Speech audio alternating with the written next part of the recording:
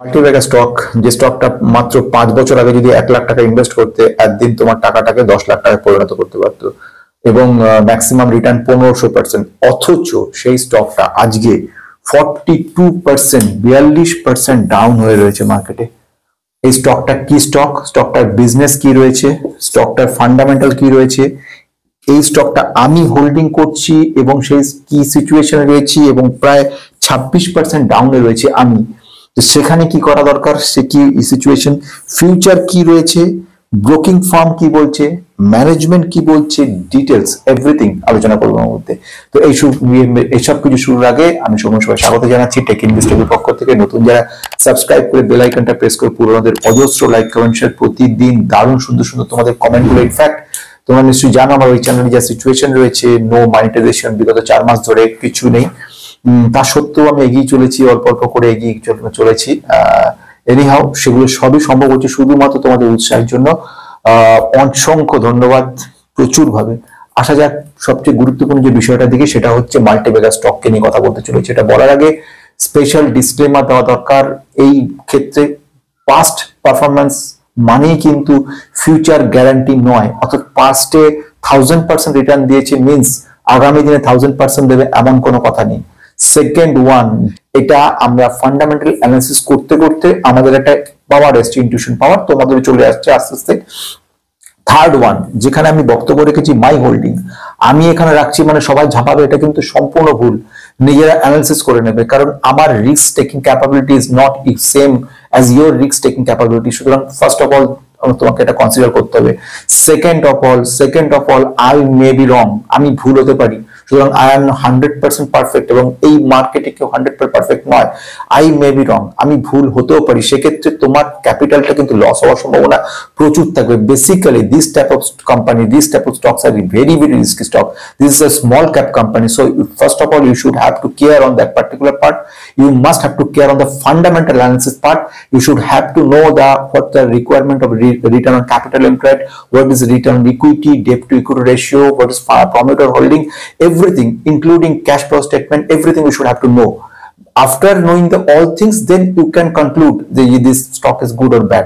So first of all, what the thing I just want to tell you, that is নিজে analysis করো, analysis করার পর তবে আসা যাক সবচেয়ে গুরুত্বপূর্ণ ইন্টারেস্টিং স্টকটার আগে ছোট্ট করে কথা ইনফরমেশন দিয়ে দেওয়া স্টক মার্কেট সম্পর্কে। প্রথম ঘটনা হচ্ছে খুব জমে গেছে মার্কেট এবং সেই মার্কেটে mister Donald Trump US president একটার পর একটা তাস ফেলছে, ট্যারিফের ধাক্কা দিচ্ছে, আবার নিজেই ঘাবড়াচ্ছে, নিজেই আবার উইথড্র করছে। একটা খিচুড়ি তৈরি হয়ে যাচ্ছে সিচুয়েশন প্রেজেন্টলি। এই মানে ট্যারিফের ধাক্কার চোটে ইন্ডিয়া এবং চায়না দুই শত্রুর দেশ কিন্তু একেবারে বন্ধুত্বপূর্ণ সম্পর্ক স্থাপন হয়েছে। প্রেজেন্ট যে সিনারিও দেখা গেছে, ইন্ডিয়াকে একটা রীতিমতো ভাবে প্রপোজ দেওয়ার চেষ্টা করছে এবং বলছে যে ইন্ডিয়ার মানে চায়নার ড্রাগন এবং ইন্ডিয়া এলিফেন্ট এর আমরা কিন্তু নাচতে পারি, আমরা নিজেরা একটা ট্রেড ব্যালেন্স তৈরি করে নিতে পারি, একটা এগ্রিমেন্ট বানাতে পারি, তার মাধ্যমে আমরা এগোতে পারি। ওদিক থেকে মিস্টার ডোনাল্ড ট্রাম্প একটার পর একটা ট্যারিফ চার্জ করেছে, রিসিপ্রোকাল ট্যাক্স চার্জ করেছে এবং বলছে ইন্ডিয়াকে প্রেজেন্ট যেটা অহংকার করার কথা উনি বলেছেন যে এমন সিচুয়েশন হয়েছে যে আমরা এক্সপোজ করেছি ইন্ডিয়াকে, মানে এক্সাক্ট কোট হচ্ছে এরকম, Trump Sage he expose India and new India will reduce tariff. অর্থাৎ আমরা এমন অহংকারী কথার ধরনটার মধ্যে যে আমরা কিন্তু এই সিচুয়েশনে ইন্ডিয়াকে চাপে ফেলেছি এবং তার কাছ থেকে বাধ্য করেছি, ইন্ডিয়া যেরকম 100% ট্যারিফ চার্জ হচ্ছিল 120%, আমরা সেটাকে বাধ্য করেছি জিরোতে আনার বা নেগলিজিবল আনার। ফলে এইটা একটা বড় ব্যাপার দেখিয়েছে। সেকেন্ড ওয়ান, এর ফলে একটা ট্রেড ওয়ার থেকে শুরু করে এমন আতঙ্কের সৃষ্টি করেছে। চায়না যেরকম প্রেজেন্ট সিচুয়েশনে বলছে যদি ইউএস চায় যে ট্রেড ওয়ার, তো আমরা রেডি আছি এবং যে কোনো ধরনের ওয়ারের জন্য কিন্তু আমরা রেডি রয়েছি, ইনক্লুডিং ট্যারিফ ট্রেড ওয়ার। ফেন্টানল একটা এমন ইনগ্রিডিয়েন্ট যেটা কিন্তু বলা হয় নার্কোটিক, মানে ক্যাফাইন বা নার্কোটিক এক ধরনের ড্রাগ, যে ড্রাগটা কিন্তু বেসিক্যালি ইউজ করা হয় খুব হাই ডোজের, যেগুলো পেইন কিলার হিসেবে ইউজ করা যায় অপারেশনের পরে বা অন্যান্য ক্ষেত্রে, মানে হাই ডোজের। এইটা কিন্তু ফেন্টানল একমাত্র চায়নায় কিন্তু দিচ্ছে ইউএস কে। ইউএস এর এই ফেন্টানলের উপরে আলটিমেটলি চার্জ করার ফলে বিরাট বড় ইউএস মার্কেটে ক্রাইসিস শুরু হয়ে গেছে এবং সেটার উপরে ট্যারিফ চার্জ করেছে। চায়নাও সেরকম কিন্তু ইউএস এর উপরে ট্যারিফ চার্জ করে দিয়েছে, ফলে সেম জায়গায় চলছে। ওদিক থেকে যদি দেখি ইন্ডিয়ার ক্ষেত্রে ট্যারিফের চাপে অনেক জায়গায় মাথা নিচু করতে বাধ্য হতে হয়েছে এবং সিচুয়েশন কি দেখা যাক। যদি ট্যারিফের চার্জের যদি রিসিপ্রোকাল ট্যারিফটাকে পুরোপুরি চার্জ করে সেক্ষেত্রে কিন্তু একটা অসুবিধার সৃষ্টি হবে। তো এই সব ব্যাপার চলছে, তার মধ্যে আবার গত পরশুদিন যে চার্জটা করেছে, 1 নম্বরে চার্জ আমরা দেখলাম চায়নার উপর 10%, তারপরে দেখলাম এক্সট্রা 10% আরো চার্জ করেছে। তারপরে আমরা ইউএস দেখলাম কানাডা এবং মেক্সিকো এদের উপরে 25% ট্যারিফ চার্জ করেছিল, ওটা আবার পিছু হটে আবার সেখান থেকে যাকে বলে tariff on again of again বলে এটাকে। ট্যারিফ স্ট্র্যাটেজি কিন্তু একেবারে উল্টো রকম হয়ে গেছে, ট্যারিফ কমাতে বাধ্য হয়েছে। মানে এটা এমন একটা সিচুয়েশন হচ্ছে আলটিমেটলি ইউএসএ কিন্তু ইনফ্লেশনের সম্ভাবনা খুব বেড়ে যাচ্ছে এবং এটা যদি ইন্ডিয়ার ক্ষেত্রে যেটা সিচুয়েশনটা দাঁড়ায় তাহলে কিন্তু বড় মাপের একটা পরিবর্তন। ওয়ার্ল্ড মার্কেট ট্যারিফ মার্কেট থেকে ডাইরেক্টলি চলে আসবো কোম্পানিটার ক্ষেত্রে। কোম্পানিটা কি কোম্পানি, বিজনেসটা বোঝো। সবসময় যেটা বলি, always you should have to know the business.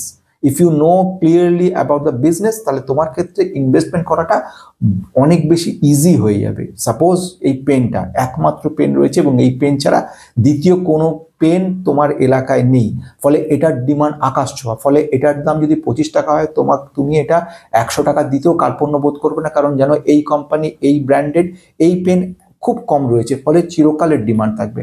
ফলে ভবিষ্যতে তুমি যখন এটা বিক্রি করতে যাবে, যদি তুমি 50 টাকা কিনে থাকো পেনটা, তুমি 100 টাকা 150 200 টাকা তো বিক্রি করতে পারো, কারণ এর ডিমান্ড প্রচুর রয়েছে। কিন্তু যেখানে এই পেন প্রচুর অ্যাভেলেবেল সব জায়গায় রয়ে গেছে, সেখানে 25 টাকার জায়গায় কেউ যদি তোমাকে বলে যে 30 টাকায় নেবার জন্য, তুমি মোটেও কিনবে না। তো এইখানে ডিমান্ড আর সাপ্লাই গল্পটা চলে এসেছে। এটা যে কাজ করে সবচেয়ে বেশি প্রধান ইম্পর্টেন্ট পয়েন্ট হচ্ছে বিজনেস ইন্টেলিজেন্স টুলস, তার উপরে কাজ করে। এছাড়া সাইবার সিকিউরিটির উপর কাজ করে, ক্লাউড কম্পিউটিং এর উপর কাজ করছে, এছাড়া কোয়ালিটি টেস্টিং এর উপর কাজ করে। কোম্পানির ইঞ্জিনিয়ারিং এর একটা বড় মাপের কাজ কিন্তু তৈরি রয়েছে। এছাড়া কি করে, ইনফ্রাস্ট্রাকচারের উপর কাজকর্ম করছে, ম্যানেজমেন্ট সলিউশনে কাজ করছে। এইভাবে কিন্তু এগোচ্ছে। ম্যাক্সিমাম এদের বেস রয়েছে ইন্ডিয়া বেস কোম্পানি, কিন্তু ইউএসএ এবং ইউরোপের অন্যান্য পার্ট, ইউকে তে স্পেশালি এদের কিন্তু বড় এরিয়া রয়েছে বা এখানে অফিস রয়েছে যেখানে কাজ করা হয়। এদের বেসিক্যালি যে কাজের মধ্যে ক্লাউড কম্পিউটিং, যেটা internet of thing, quality control, testing, এগুলোর উপর করে। 5টা এদের উইং রয়ে গেছে। এক নাকে আমরা বলছি ফিনটেক, যার উপরে প্রায় 36% রেভিনিউ আসছে। ওয়ান সেটা হচ্ছে ইউটিলিটি অ্যান্ড টেলিকমের উপর কাজ করে। Third one public sector. Fourth one হচ্ছে সেটা হচ্ছে রিটেল এবং হেলথ কেয়ারের উপর কাজ করে। এবং নাম্বার 5th হচ্ছে ট্রান্সপোর্ট অ্যান্ড লজিস্টিকের উপর কাজ করে। এই 5টা উইংস এর উপরে কিন্তু কাজ করে। সবচেয়ে বেশি গুরুত্বপূর্ণ ফিনটেকের উপর কাজ করছে, ফিনটেকে 36% বললাম। সেকেন্ড ওয়ান সেটা হচ্ছে ট্রান্সপোর্ট লজিস্টিক, 13% রেভিনিউ আসছে।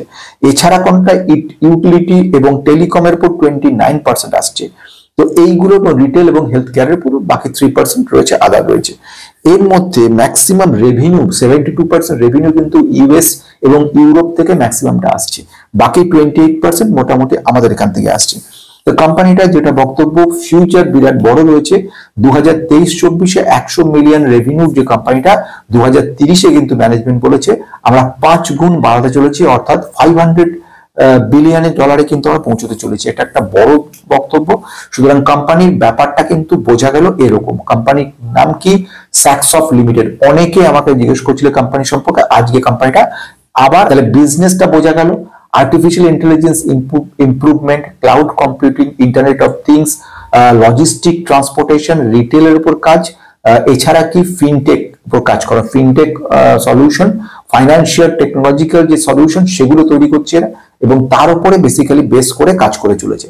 ফ্যান্টাস্টিক ভাবে কাজ করছে, অসাধারণ ভাবে কাজ করছে কোম্পানিটা। এবং কোম্পানির যদি পার্ট গুলো দেখে নাও, সেগুলো খুব সুন্দরভাবে কাজ করছে। বড় বড় ক্লায়েন্ট রয়েছে, ক্লায়েন্ট গুলো যেরকম মাইক্রোসফট অ্যাজুর রয়ে গেছে, এছাড়া হচ্ছে অ্যামাজন ওয়েব সার্ভিসেস রয়ে গেছে, সেলস ফোর্স বলে একটা কোম্পানি, একটা মডিউল, সেখানে এরা কাজ করছে। এই HCL কমার্স তাদের সঙ্গে কাজ করে রয়েছে, বড় বড় পার্টনারদের সঙ্গে কাজ করে যাচ্ছে। আসা যাক ফান্ডামেন্টালটা কোম্পানি কি। কোম্পানিটা কিন্তু স্মল ক্যাপ কোম্পানি, এক নাম্বার ফার্স্ট ঘটনা, দ্যাট ইজ এই কোম্পানিটা কিন্তু আমরা দেখবো স্মল ক্যাপ কোম্পানি। সেই কোম্পানির মোটামুটি মার্কেট ক্যাপ রয়েছে এই মুহূর্তে 2154 কোটি, মানে একেবারে small cap company. Company return on equity, return on capital দুটোই খুব সুন্দর রয়েছে। রিটার্ন অন ক্যাপিটাল 27 রয়েছে, রিটার্ন অন ইকুইটি রয়েছে 21। এই ফ্যান্টাস্টিক কোম্পানিটা যদি ডেট টু ইকুইটি রেশিও দেখি, অর্থাৎ ঋণের পরিমাণ কি রয়েছে, একদম নেগলিজেবল রয়েছে, না থাকার মতো রয়েছে। আরেকটা ইন্টারেস্টিং জিনিস, ডেট টু ইকুইটি রেশিও 0.09 রয়েছে। এবার আসে সেকেন্ড পয়েন্টের দিকে, সেটা হচ্ছে এই মুহূর্তে প্রাইস টু আর্নিং রেশিও আমরা যে দেখে মোটামুটি কোম্পানির পার্টিকুলার ভ্যালুয়েশনটা আমরা কিন্তু বোঝার চেষ্টা করি।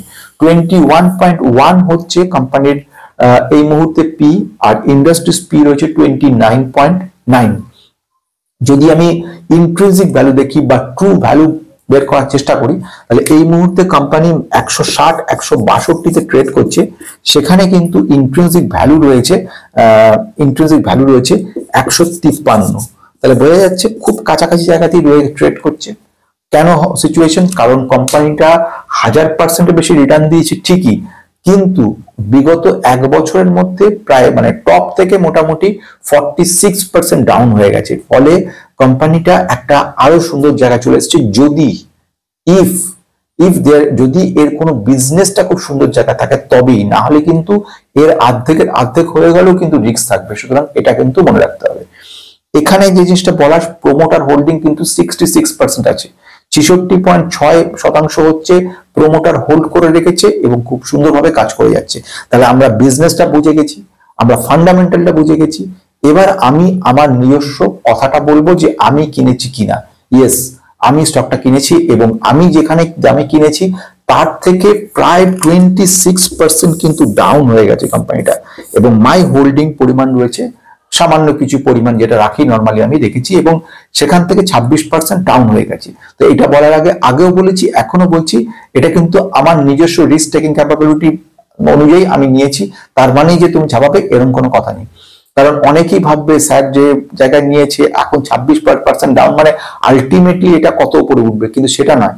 এমনও হতে পারে এটা 50% চলে যেতে পারে, এরকম কিন্তু কোনো ব্যাপার নেই। তাহলে আসা যাক সিচুয়েশন। তাহলে আমি নিজে কি করছি, এখানে একটা বড় প্রশ্ন চিহ্ন থাকে। তাহলে আগে আমি বলে নিই আমি কি করছি, তারপরে ফিউচার ম্যানেজমেন্ট কি বলছে, আমার সঙ্গে কতটা মিল, তারপরে বোঝা যাবে। আমি বেসিক্যালি যেটা করেছি, আমি নিজে কিনে রেখেছি, যেরকম আমার পোর্টফোলিও অনুযায়ী কেনা থাকে, মোটামুটি 8-10% মোটামুটি কিনে রেখেছি। এবারে সেকেন্ড পয়েন্ট কি থাকছে, পয়েন্ট হচ্ছে আমি কতটা কিনেছি, এটাও কিন্তু খুব গুরুত্বপূর্ণ পয়েন্ট নয়, কারণ এক একজনের তাদের ইনভেস্টমেন্ট অ্যামাউন্ট অনুযায়ী তারা সেরকম রাখছে, তাদের ক্ষমতা অনুযায়ী। যেরকম ক্ষেত্রে আমি 1 লক্ষ টাকা রাখতে পারি, তুমি সেখানে 10 লক্ষ টাকা রাখতে পারো, আমি 10,000 টাকা রাখতে পারি, তুমি সেখানে 1 লক্ষ টাকা রাখতে পারো। এটা ডিপেন্ড করছে তোমার ক্ষমতার উপরে। বোঝা গেল এটা? তাহলে কি দাঁড়ালো ব্যাপারটা, আমি এখানে রেখে দিয়েছি। প্রশ্ন আসবে আমি কি কিনছি না বিক্রি করে দিচ্ছি না লস বুক করে বেরিয়ে যাচ্ছি। তাহলে আমার ক্ষেত্রে আমি বলে রাখি, আমি কিন্তু কন্টিনিউ অল্প অল্প পরিমাণে কিনে চলেছি, সামান্য পরিমাণে, কারণ আমি কনফার্ম আমার দিকে যে স্টকটা একটা জায়গায় পৌঁছবে, আজ নয় 2 বছর 5 বছর 10 বছর লাগুক। আমার কিন্তু এমন টাকা রাখে, আমি মানি ম্যানেজমেন্টে বলেছিলাম একটা। আসা যাক সবচেয়ে আরেকটা ইন্টারেস্টিং জিনিস, ফিউচার কি রয়েছে কোম্পানিটার। কেন আমি বলছি কোম্পানিটা কিন্তু হাল ছাড়ার মতো নয় বা কোম্পানিটা উঠে যাওয়ার মতো বলে মনে হচ্ছে না। তার কারণগুলো কি কি? তার প্রধান কারণগুলো, কোম্পানির ফোকাস করে রয়েছে সবচেয়ে বড় পয়েন্ট ডিজিটাল ইঞ্জিনিয়ারিং এর উপরে।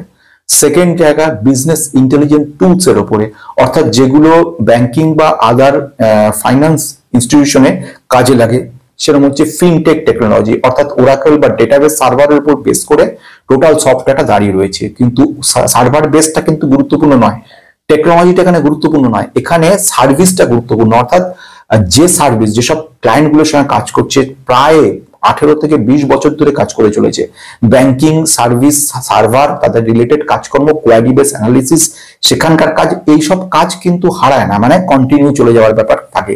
কারণ ওদের সঙ্গে যে ব্যবস্থাটা করেছে, এখানে যে সিস্টেমটাকে বেসিক্যালি বলা হয়ে থাকে, দুটো সিস্টেমের মধ্যে কাজ করে। একটা সিস্টেমকে যেটা বলা হয় সেটা হচ্ছে অ্যানুয়াল মেইনটেনেন্স লেভেলে কাজকর্ম হয়, প্রতি বছরে সফটওয়্যারটা একটা ভাড়া দেয়, সেই ভাড়া দিয়ে কিন্তু চালিয়ে যায়। আর একটা হচ্ছে টোটাল প্রোপ্রাইটারশিপটা পুরোপুরি কোম্পানিকে দিয়ে দেওয়া। এরা বেশ কিছু বড় বড় ইউএসএ কোম্পানির সঙ্গে কিন্তু টাই আপে কাজ করছে, ব্যাংকিং সার্ভিসগুলো দিচ্ছে, সেখানে এরা একটা ভাড়া হিসেবে নিচ্ছে, নিয়ে ওরা কিন্তু কাজ করছে। তো এটাকে বলা হয় কাস্টমাইজ সিস্টেম, এবং সেখানে এরা কাজ করছে। বিজনেস ইন্টেলিজেন্স লেভেলে কাজ করলো। থার্ড ওয়ান যেটা, সেটাকে আমি বলছিলাম লজিস্টিক সিস্টেম। লজিস্টিক সিস্টেমের মাধ্যমে যখন কোনো ডিসপ্যাচ করা হয়, কোনো প্রোডাকশন গুলো করা হয়, সেই প্রোডাক্ট অর্ডার নেওয়া হয়, সেগুলো প্যাকিং করা হয়, সেগুলোকে ডিসবার্স করা হয়, এই সমস্ত কাজের যে সাইকেলটা পুরোটা কিন্তু কমপ্লিট করছে এই সফটওয়্যারের মাধ্যমে। অর্থাৎ লজিস্টিক থেকে সেখানে পৌঁছানো পর্যন্ত পুরো সিস্টেমটা ডিসপ্যাচিং, সেখানে কোন গাড়িতে যাচ্ছে, গাড়ির নাম্বার ট্র্যাকিং করা, সেটা জিপিএস এ ট্র্যাকিং করা, সেখানে কি পৌঁছচ্ছে, সেখানে নিচ্ছে, টোটাল সিস্টেমটা কিন্তু এখানে ইনপুট করা থাকে এবং সফটওয়্যার মাধ্যমে টোটাল কাজটা কমপ্লিট করা যাওয়া যায়। এছাড়া যে কাজ করে সেটা হচ্ছে রিটেল এবং হেলথ। বেশ কিছু ওদের সফটওয়্যার ওরা বানিয়েছে, স্পেশালি কাস্টমাইজ সফটওয়্যার, যেগুলোর মারফত কিন্তু রিটেল এবং হেলথ কেয়ার সিস্টেমের সঙ্গে কাজ করছে। ফলে 5খানা স্পেশাল জায়গায় এরা কিন্তু রীতিমতো ভাবে কাজ করছে। প্রশ্ন আসছে, তাহলে এই যে 42% ডাউন হলো কেন? প্রথম প্রধান কারণ হলো ইনফ্লেশন। মার্কেটে তুমি আগে বলেছি, যদি লক্ষ্য করে থাকো, তোমরা জেনে থাকো, আমার প্রতিটা কথা কিন্তু অত্যন্ত গুরুত্বের সঙ্গে দেখার চেষ্টা করো, শোনার চেষ্টা করো, কারণ প্রত্যেকটা ওয়ার্ড কিন্তু মানে পড়া, বোঝা এবং নোটেড। আমি তোমাকে বলছি, মানে নোট করে আমি বলছি, নিজের মাথা থেকে গুলিয়ে বলছি না, পুরো আমার কাছে পুরো ডেটা রয়েছে, আমি ডেটা থেকেই তোমাদেরকে প্রতিটা কথা বলছি। এবং সেখানে যে পয়েন্টগুলোকে আমি হাইলাইট করতে চলেছি, প্রথম গুরুত্বপূর্ণ পয়েন্ট হচ্ছে এই ডিজিটাল ইঞ্জিনিয়ারিং ফিউচার বড় রয়েছে।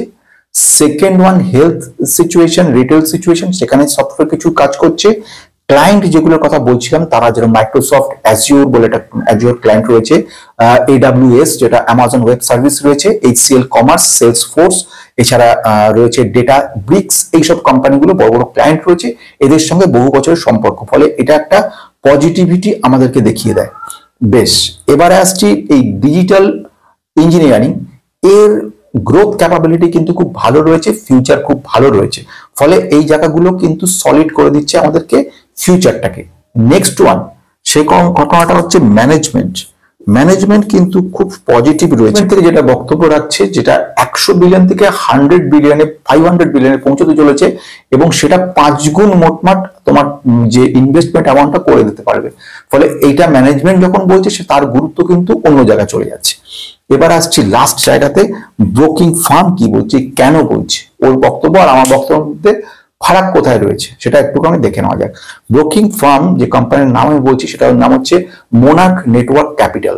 এরা বলছে যে কোম্পানি 60% আপ হওয়ার একটা সম্ভাবনা রয়েছে, মানে এরকে বলা হয় পজিটিভ মুভমেন্ট করার সম্ভাবনা রয়েছে 60%। অর্থাৎ ওরা টার্গেট দিচ্ছে, যেখানে 162 আছে, ওরা বলছে এটা 400-তে, মানে এক্সাক্ট ফিগার হচ্ছে 435-এ ফার্স্ট লেভেল পৌঁছানোর কথা, সেকেন্ড লেভেল 475-এ চলে যাবে, এটা ওনারা বলে দিচ্ছে। এবং এটা বলছে এমনি না, ওনারা যে বক্তব্য রাখছে, যেকে বলছে 60%-এর বেশি আপসাইড যাচ্ছে, তার যে কারণগুলো ওরা বলছে, সেটা হচ্ছে গ্রোথ, মানে কোর গ্রোথ ড্রাইভার যাকে বলা হয়, কোর গ্রোথ ড্রাইভার হচ্ছে ডিজিটাল ইঞ্জিনিয়ারিং, তার উপরে এরা কাজ করছে। নেক্সট ওয়ান কি, সেটা হচ্ছে ডেটা এবং ক্লাউড ইঞ্জিনিয়ারিং, যেটার উপর বেস করে এরা কাজ করছে। 20 CAGR এ বাড়বে, মানে প্রতি বছর কম্পাউন্ডেড অ্যানুয়াল গ্রোথ দেবে 20 যদি হিসেব করো, আমি ছোট করে এক্সাম্পল দেওয়ার চেষ্টা করছি। ব্যাংকে টাকা রাখলে তুমি পাবে, ফিক্স যদি করে রাখো 5 বছরের, মোটামুটি 8 to 9% পাবে, সেখানে তুমি এখানে রাখলে পাবে 20, এবং এটা ওনারা বলছে। সেকেন্ড ওয়ান ওরা বলছে যেটা, সেটাও খুব ইন্টারেস্টিং, 21% রেভিনিউ গ্রোথ বলছে, 21%, তার মানে রেভিনিউ গ্রোথটা ওরা বলছে 21%।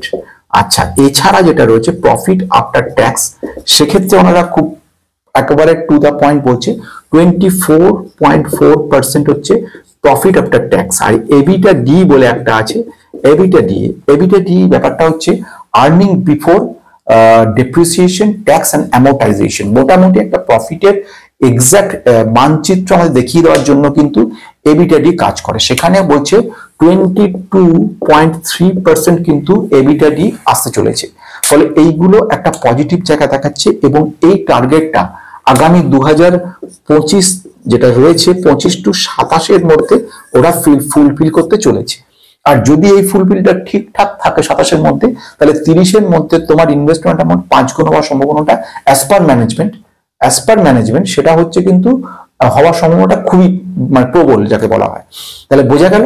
এবারে আসছি আর একটা পয়েন্টের দিকে, খুব ইন্টারেস্টিং পয়েন্ট, সেটা হচ্ছে অ্যাকুইজিশন সম্পর্কে কিন্তু ব্রোকার বলছে, খুব পজিটিভ কথা বলছে যে কোম্পানিগুলোকে অ্যাকুইজ করে, যেরকম প্রথম যে কোম্পানিটার কথা বলবো আগমেন্টো ল্যাবের স্পেশালি কাজ করে ডিজিটাল ইঞ্জিনিয়ারিং এর উপরে। ওদের একটা বড় মার্কেটিং এরিয়া আছে যেটা কিন্তু ক্যাপচার করে রেখেছে। যখনই স্যাকসফট এটাকে নিয়ে নিল, অ্যাকুইজ করে নিল, 51% বেশি নিয়ে নিল, সঙ্গে সঙ্গে পুরো এরিয়াটা ডিজিটাল ইঞ্জিনিয়ারিং এর যে সমস্ত কাজকর্মগুলো পুরো এরা পেয়ে গেল। মানে আলটিমেটলি আগমেন্টো কাজ করছে, কিন্তু হেডিং হিসেবে, কন্ট্রোলার হিসেবে স্যাকসফট থাকছে, প্রফিটের একটা পার্সেন্টেজ চলে আসছে। রিসেন্টলি আরেকটা অ্যাকুইজিশন করেছে সেপটাস সফটওয়্যার লিমিটেড। এই যে সেপটাস, এদের কাজগুলো হচ্ছে সেলফোর্স। এই যে সেলসফোর্স, এটা কিন্তু একটা অ্যাপস বা একটা সফটওয়্যার বলে যেতে পারে। এই সেলসফোর্স যে ক্যাপাবিলিটিটা এবং ডেটা লেড ইঞ্জিনিয়ারিং, এই দুটো সলিউশন, যেটা ইঞ্জিনিয়ারিং সলিউশন, সেই দুটো কাজই কিন্তু করছে এই সেপটাস। তাহলে সেপটাসের কাজটার টোটালটা, আগমেন্ট ল্যাবের টোটালটা, এইগুলো সব কিন্তু অ্যাকুইজ করছে। লক্ষ্য করে দেখবে প্রফিটেবিলিটি জায়গা, ক্যাশ ফ্লোর জায়গা, বেশ কিছু জায়গায় নেগেটিভিটি দেখবে, এবং সেগুলোর রিজন হচ্ছে বহু টাকা দিয়ে ওরা কিন্তু অ্যাকুইজিশন করছে। এগুলো তখনই সম্ভব যখন খুব পজিটিভ থাকে কোম্পানি, যে আমি আগামী কি করতে চলেছি, এটা না হলে কিন্তু হবে না। তাহলে বোঝা গেল সবগুলো। তাহলে আলটিমেটলি এবার যদি আমি সামারি করার চেষ্টা করি, প্রথম ব্যাপার বিজনেস এ ক্লাস, আমি সেকেন্ড যদি দেখে নিই ফান্ডামেন্টাল সুপার, থার্ড যদি বলি নিজস্ব মতামত আমি পজিটিভ, নাম্বার 4 যদি বলি সেটা হচ্ছে কি ব্রোকিং ফার্ম একেবারে খুবই পজিটিভ এবং পয়েন্ট দেখিয়ে দিচ্ছে। লাস্ট ওয়ান হচ্ছে ম্যানেজমেন্ট ফুল পজিটিভ রয়েছে, এবং যারা টার্গেট করে দিচ্ছে যে 2030 সালের মধ্যে প্রফিটেবিলিটিটা 5 গুণ আনছি আমরা। তাহলে এতগুলো পজিটিভিটি যখন একসঙ্গে থাকছে, তার উত্তর তোমাদের কাছে কি রয়েছে, তোমাদের কারোর কাছে কেনা রয়েছে কিনা, কার কাছে কেনা রয়েছে, বা এক্সপেক্ট করছো যে কিনবে কিনা, সে মতামত সেটা কমেন্ট লিখো। আজকে আমার শেষ হলো।